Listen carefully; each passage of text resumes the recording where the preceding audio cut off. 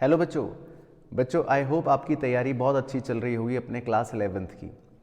आज बच्चों हम रिवाइज करने वाले हैं अपना एक बहुत ही छोटा और प्रैक्टिकल चैप्टर माइक्रो इकोनॉमिक्स का, जिसका नाम है इलास्टिसिटी ऑफ डिमांड। वैसे तो बच्चों इलास्टिसिटी ऑफ डिमांड के अंदर एक प्रैक्टिकल क्वेश्चन आता है और उसकी पूरी प्रैक्टिस करने के लिए आप हमारे मेन वीडियो लेक्चर से देख सकते हैं, लेकिन आज हम इसका रिवीजन करेंगे और देखेंगे कि इसका कंप्लीट कॉन्सेप्ट आखिर है क्या। तो बच्चों प्राइस इलास्टिसिटी ऑफ डिमांड का बेसिक मतलब तो ये है कि प्राइस के चेंज होने की वजह से डिमांड में कितना चेंज हो रहा है, हम इस चीज़ को मेजर करते हैं। इसे कहा जाता है प्राइस इलास्टिसिटी। इसको मेजर करने के हमारे कोर्स के अंदर दो मेथड्स हैं।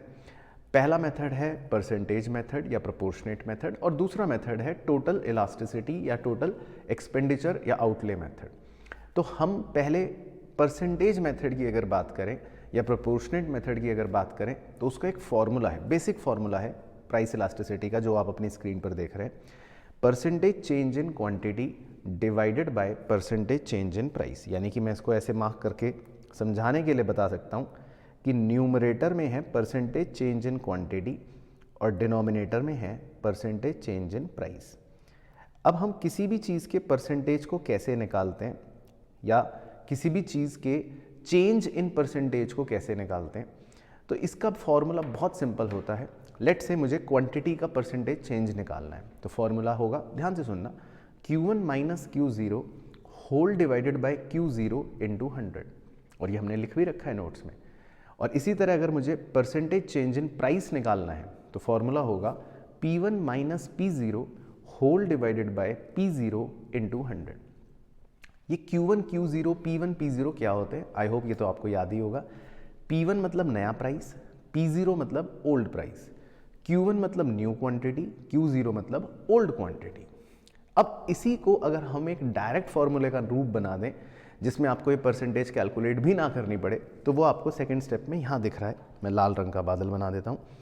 तो सीधा इलास्टिसिटी को कैलकुलेट करने का फॉर्मूला बन जाएगा Q1 minus Q0 upon P1 minus P0 into P0 upon Q0। तो ये बेसिक फॉर्मूला है इलास्टिसिटी का। अब थ्योरी के लिए हमें पता होना चाहिए और कॉन्सेप्ट के लिए कि प्राइस इलास्टिसिटी ऑफ डिमांड में 5 डिग्रीज होती हैं। कितनी डिग्रीज होती हैं? 5।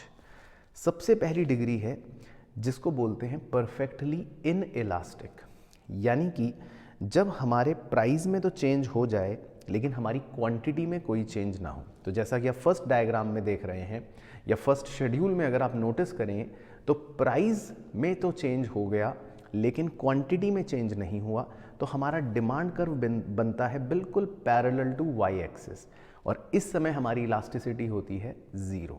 इसको बोलते हैं परफेक्टली इनइलास्टिक। दूसरी डिग्री, जब हमारा प्राइस में तो चेंज नहीं होता और सिर्फ क्वांटिटी में चेंज हो जाए तो उसको बोलते हैं परफेक्टली इलास्टिक, जो आप सेकंड डायग्राम पर देख रहे हैं।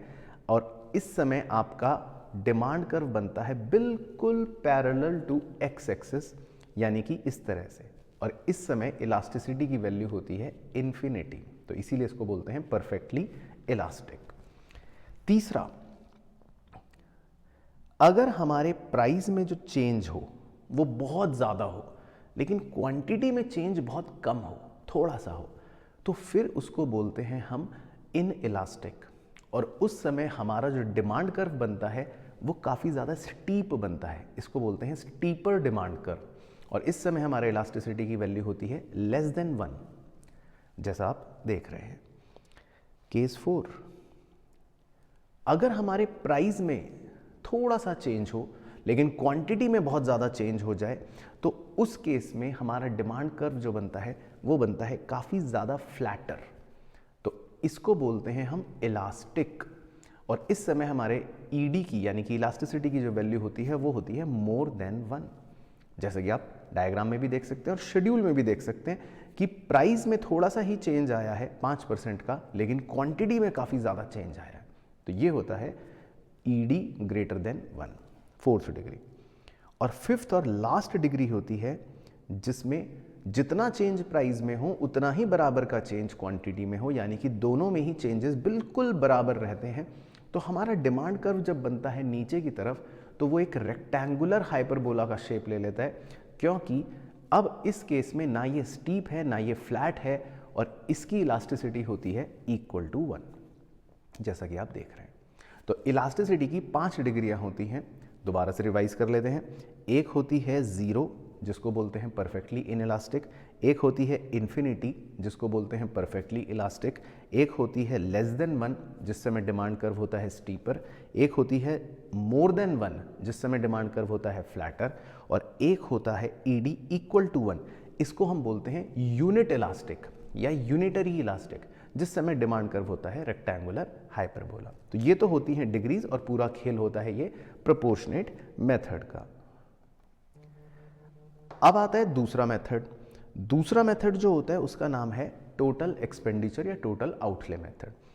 ये मेथड जो होता है ये हमें एग्जैक्ट वैल्यू निकाल कर कभी भी नहीं देता इलास्टिसिटी की। ये सिर्फ टोटल एक्सपेंडिचर और प्राइस के रिलेशन को, उनके बिहेवियर को स्टडी करके एक रफ आइडिया बता देता है कि ये इनइलास्टिक होगा, ये इलास्टिक होगा या यूनिट इलास्टिक होगा। तो यहाँ पर सिर्फ 3 ही तरह की डिग्रीज के बारे में हमें पता लग पाता है, जिसको हम कहते हैं मोर देन 1, लेस देन 1 या इक्वल टू 1। अब बच्चा पूछता है सर टोटल एक्सपेंडिचर का मतलब? तो टोटल एक्सपेंडिचर का मतलब है कि टोटल खर्चा। आपने अगर 10 रुपए का एक पेन है जो 5 खरीदे तो कितना खर्चा करा टोटल? आप कहोगे सर 50 रुपए। तो कैसे निकाला? Price per unit into quantity. तो यही टोटल एक्सपेंडिचर का फॉर्मूला बन गया P इंटू क्यू। अब इसमें हम जो 3 डिग्रीज के बारे में बात कर रहे थे तो वो हमारे 3 केस होते हैं, मैं आपको 1 बाय 1 समझा देता हूँ। पहला केस होता है इनइलास्टिक डिमांड का, यानी ईडी लेस देन 1। इस केस में क्या होता है कि जो हमारा प्राइस है और जो हमारा टोटल एक्सपेंडिचर है दोनों सेम डायरेक्शन में मूव करते हैं, यानी कि प्राइस अगर बढ़ा तो टोटल एक्सपेंडिचर भी बढ़ेगा, प्राइस अगर कम हुआ तो टोटल एक्सपेंडिचर भी कम होगा। अगर आप मेरे इस गिवन एग्जांपल में देखोगे तो प्राइस कम हो रहा है 6, 5, 4, लेकिन आखिरी कॉलम में उसी तरह टोटल एक्सपेंडिचर भी कम हो रहा है 60, 55, 52। तो दोनों जब सेम डायरेक्शन में जाते हैं तो हम कहते हैं ईडी क्या है? Less than 1। Case 2, elasticity of demand more than 1, यानी कि ईडी मोर देन 1। इस केस में क्या होता है कि इस केस में हमारा प्राइस और टोटल एक्सपेंडिचर ऑपोजिट डायरेक्शन में मूव करता है। ऑपोजिट डायरेक्शन में मूव करने का मतलब है प्राइस अगर बढ़ेगा तो टीई कम होगा, प्राइस अगर कम होगा तो टोटल एक्सपेंडिचर बढ़ जाएगा। तो हमारे इस गिवन एग्जांपल में अगर आप देखेंगे तो प्राइस कम हो रहा है 6, 5, 4, लेकिन टोटल एक्सपेंडिचर बढ़ रहा है 60, 65, 68। तो ये है ईडी मोर देन 1 की कहानी। और तीसरा और आखिरी केस होता है यूनिटरी इलास्टिक या यूनिट इलास्टिक, जिसकी वैल्यू है ईडी इक्वल टू 1। और ये तब होता है जब प्राइस चाहे बढ़े या प्राइस चाहे घटे, टोटल एक्सपेंडिचर सेम रहता है, वो चेंज नहीं होता। तो इसको बोलते हैं यूनिटरी इलास्टिक। अब इस एग्जांपल में अगर आप देखोगे प्राइस 6, 5, 4 कम हो रहा है, लेकिन टोटल एक्सपेंडिचर कॉन्स्टेंटली 60, 60, 60 ही है। तो इस केस को बोलते हैं ईडी इक्वल टू 1।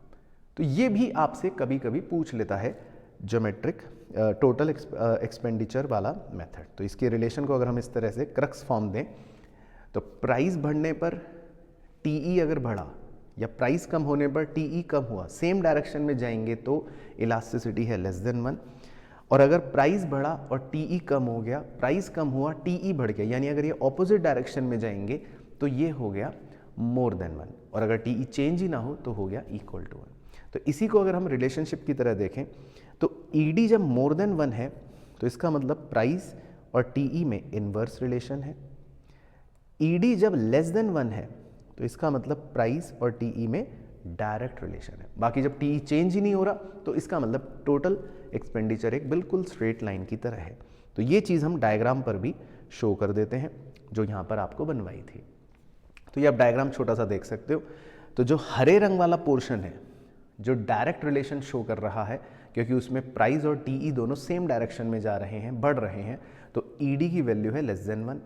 लेकिन जो आप रेड वाला पोर्शन देखोगे जो डाउनवर्ड स्लोपिंग है, जो इनवर्स रिलेशन शो कर रहा है प्राइस और टीई का, तो इसका मतलब है कि प्राइस अगर बढ़ रहा है तो टीई कम हो रहा है और इनवर्स रिलेशन शो करता है ईडी मोर देन 1 की वैल्यू।